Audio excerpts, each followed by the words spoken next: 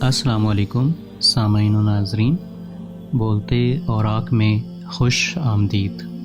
आज हम जो आपकी खिदमत में किस्सा बयान करेंगे, जो वाक़या बयान करेंगे, अल्लाह रब्बुल इज़्ज़त ने उसको कुरान मजीद में सूरह यासीन में बयान फरमाया है। इस किस्से को असहाबुल करिया भी कहते हैं और कौम यासीन भी कहते हैं। अल्लाह रब्बुल इज़्ज़त कुरान पाक में फरमाते हैं, जिसका तर्जुमा है, और उनसे बस्ती वालों का किस्सा बयान करो जब उनके पास पैगंबर आए, यानी जब हमने उनकी तरफ 2 पैगंबर भेजे तो उन्होंने उनको झुटलाया। फिर हमने तीसरे से तकवीयत दी तो उन्होंने कहा कि हम तुम्हारी तरफ पैगंबर होकर आए हैं। वो बोले कि तुम और कुछ नहीं मगर हमारी तरह के आदमी हो और अल्लाह ने कोई चीज़ नाज़िल नहीं की, तुम महज झूठ बोलते हो। उन्होंने कहा कि हमारा परवरदिगार जानता है कि हम तुम्हारी तरफ पैगाम देकर भेजे गए हैं और हमारे ज़िम्मे तो साफ साफ पहुंचा देना है और बस। वो बोले कि हम तुमको मनहूस समझते हैं, अगर तुम बाज ना आओगे तो हम तुम्हें संसार कर देंगे और तुमको हमसे दुख देने वाला अजाब पहुंचेगा।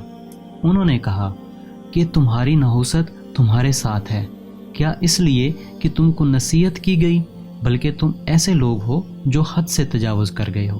और शहर के परले किनारे से एक आदमी दौड़ता हुआ आया और कहने लगा कि ऐ मेरी कौम, पैगंबरों के पीछे चलो, ऐसे लोगों का इत्तबा करो जो तुमसे सिला नहीं मांगते और वो सीधे रास्ते पर हैं। और मुझे क्या है कि मैं उसकी परस्तिश ना करूं जिसने मुझे पैदा किया है और उसकी तरफ तुम्हें लौट कर जाना है। क्या मैं इसको छोड़कर औरों को माबूद बनाऊं?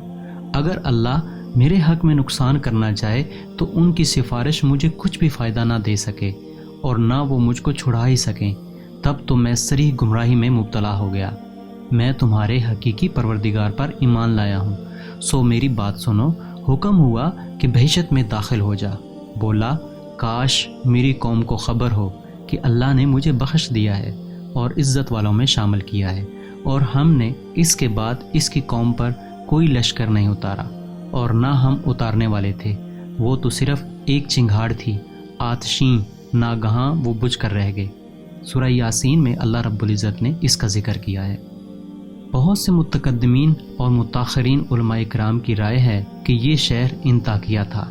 इनके बादशाह का नाम इंतीखिस बिन इंतीखिस था और वो बुत परस्त था।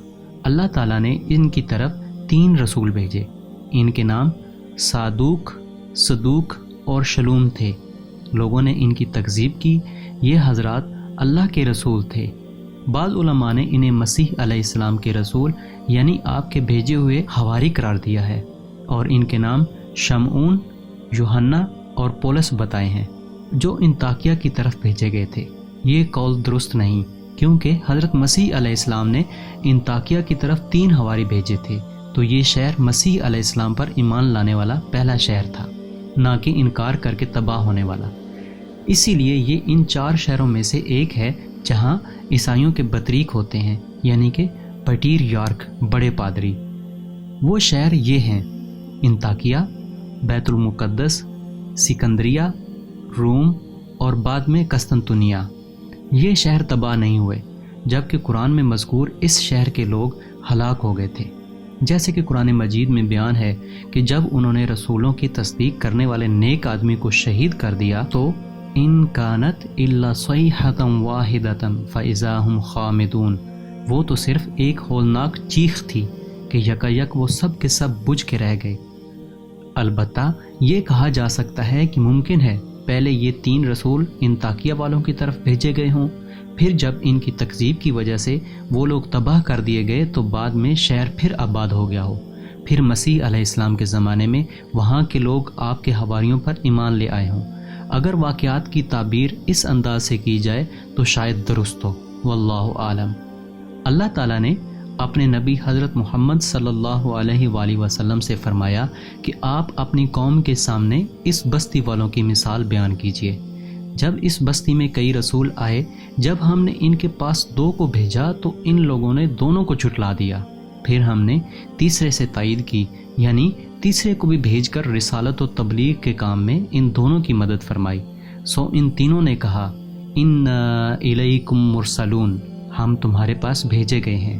قوم نے جواب دیا کہ آپ تو ہم جیسے انسان ہیں، اور وہی کچھ کہا جو پہلی کافر قوموں نے اپنے رسولوں سے کہا تھا، کیونکہ انہیں یہ بات ناممکن محسوس ہوتی تھی کہ اللہ تعالیٰ کوئی انسانی رسول مبعوث فرمائے۔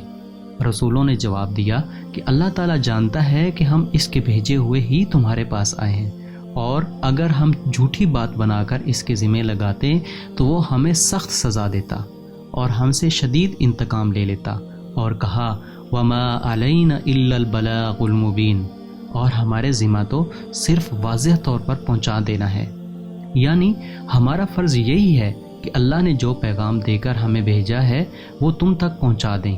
اس کے بعد اللہ جسے چاہے ہدایت سے نوازے اور جسے چاہے گمراہی میں گرفتار رہنے دے۔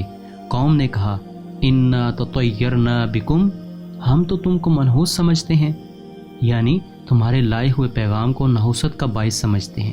لَإِن لَّمْ تَنْتَهُوا لَنَرْجُمَنَّكُمْ، اگر تم باز نہ آئے تو ہم پتھروں سے تمہارا کام تمام کر دیں گے۔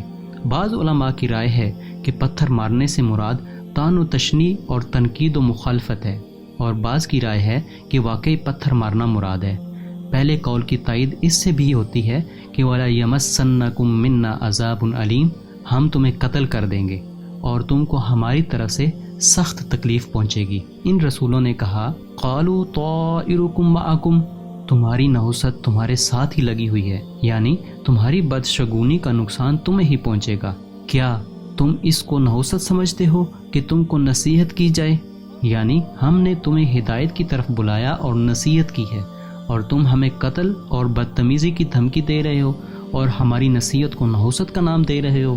حقیقت یہ ہے انتم قوم مسرفون، تم حد سے نکل جانے والے لوگ ہو۔ اللہ تعالیٰ نے فرمایا وَجَاءَ مِنْ أَقْصَى الْمَدِينَةِ رَجُلٌ يَسْعَىٰ، اور ایک شخص اس شہر کے آخری کنارے سے دوڑتا ہوا آیا، یعنی وہ رسولوں کی مدد کے لیے اور ان کے سامنے اپنے ایمان کا اظہار کرنے کے لیے آ گیا۔